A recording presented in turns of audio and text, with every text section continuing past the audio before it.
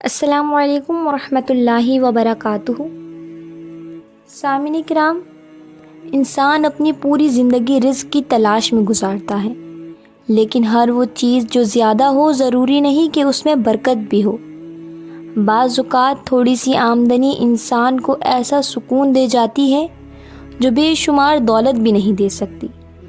اصل سوال یہ نہیں کہ ہمارے پاس کتنا رزق ہے، بلکہ یہ ہے کہ ہمارے رزق میں برکت کتنی ہے۔ آج کی گفتگو اسی نہایت اہم موضوع پر ہے، اور اس حوالے سے ہم رہنمائی حاصل کریں گے عظیم مفکر، درویش، صوفی، شاعر اور صاحب بصیرت شخصیت واصف علی واصف صاحب رحمۃ اللہ علیہ کی تعلیمات سے۔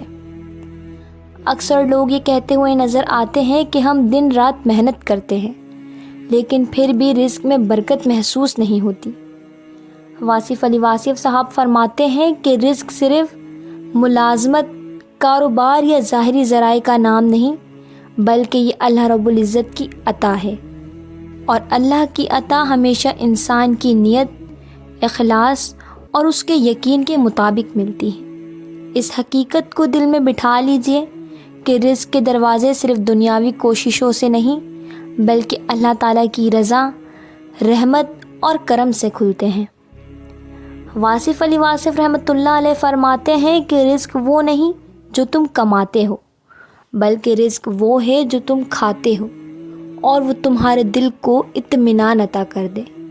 یعنی رزق کا اصل تعلق دل کے سکون اور قناعت سے ہے، صرف مال و دولت جمع کرنے سے نہیں۔ واصف علی واصف رحمۃ اللہ علیہ کے نزدیک رزق 3 طرح کا ہوتا ہے، ذرا غور فرمائیے گا۔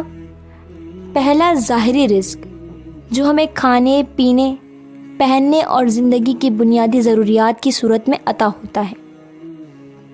دوسرا، باطنی رزق، جو علم، سکون، محبت، اخلاص اور اچھے اخلاق کی شکل میں نصیب ہوتا ہے۔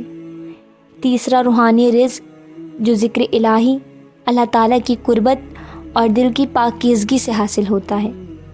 واصف علی واصف صاحب کے نزدیک اصل وظیفہ صرف زبان سے پڑھنے کا نام نہیں، بلکہ اس پر عمل کرنا بھی ضروری ہے۔ ان کی تعلیمات سے چند ایسے عملی اذکار اور روحانی عادات سامنے آتی ہیں جو رزق میں برکت کے دروازے کھولنے کا ذریعہ بنتی ہیں۔ پہلا وظیفہ، شکر ادا کرنا۔ وہ فرماتے ہیں کہ شکر رزق کو بڑھاتا ہے، جبکہ ناشکری برکت کو ختم کر دیتی ہے۔ اس لیے روزانہ نماز فجر کے بعد 3 مرتبہ الحمدللہ علی کل حال پڑھیں، اور پورے دل سے یہ احساس پیدا کریں کہ اللہ تعالیٰ نے جو عطا فرمایا ہے وہ میرے لیے بہترین ہے۔ دوسرا وظیفہ، صدقہ کرنا۔ سرکار واصف علی واصف رحمۃ اللہ علیہ فرماتے ہیں کہ صدقہ رزق پر لگے ہوئے قفل کو توڑ دیتا ہے۔ اس لیے کوشش کرے کہ روزانہ کچھ نہ کچھ اللہ کی راہ میں ضرور دے، چاہے صرف 1 روپیہ ہی کیوں نہ ہو، کیونکہ اللہ رب العزت تھوڑے سے عمل میں بھی بے حساب برکت عطا فرما دیتا ہے۔ تیسرا وظیفہ، درود پاک کی کثرت کرنا۔ صبح و شام کم از کم 100 مرتبہ درود پاک پڑھنے کی عادت بنائیں۔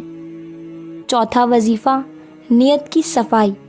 واصف علی واصف رحمۃ اللہ علیہ فرماتے ہیں کہ اگر نیت درست ہو تو کوئی کام چھوٹا نہیں رہتا، لیکن اگر نیت خراب ہو جائے تو وہی رزق انسان کے لیے زحمت اور آزمائش بن جاتا ہے۔ اس لیے ہر روز اپنے دل سے ضرور پوچھے کہ میں محنت صرف مال جمع کرنے کے لیے کر رہا ہوں یا اللہ کی رضا اور رزق میں برکت حاصل کرنے کے لیے۔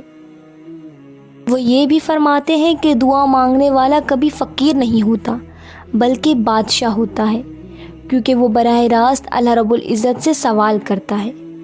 سامعین کرام، رات کو سونے سے پہلے سجدے میں عاجزی کے ساتھ اللہ تعالیٰ سے صرف اتنی دعا مانگے کہ اے اللہ، میرے رزق میں برکت عطا فرما اور مجھے قناعت نصیب فرما۔ جب یہ دعا دل کی گہرائی سے نکلتی ہے تو اللہ تعالیٰ ایسے اسباب پیدا فرما دیتا ہے جن کا انسان تصور بھی نہیں کر سکتا۔ یاد رکھیں، رزق میں اضافے کا مطلب صرف دولت کا بڑھ جانا نہیں، بلکہ دل کا سکون، گھر کا اطمینان، صحت خوشی، آسانیاں اور اللہ تعالیٰ کی رضا بھی رزق ہے۔ واصف علی واصف رحمۃ اللہ علیہ فرماتے ہیں کہ جو شخص اللہ پر کامل بھروسہ کرتا ہے، رزق خود اس کی طرف راستہ بنا لیتا ہے۔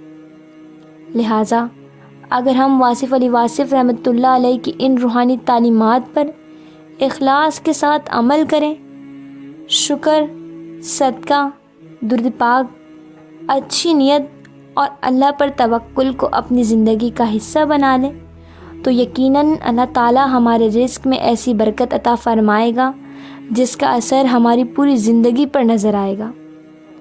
برکت صرف کمائی میں نہیں بلکہ اس کی استعمال، اس کی سکون اور اس کی خیر میں ہوتی ہے، اور یہ سب اللہ رب العزت کی عطا ہے۔ آخر میں اللہ تعالیٰ سے یہی دعا ہے کہ وہ ہم سب کو حلال، پاکیزہ اور بابرکت رزق عطا فرمائے، ہمارے دلوں میں قناعت پیدا فرمائے، ہمیں شکر گزار بندوں میں شامل فرمائے اور اپنے فضل و کرم سے ہمیشہ اپنی رحمتوں کے سائے میں رکھے۔ آمین یا رب العالمین۔ والسلام علیکم ورحمۃ اللہ وبرکاتہ۔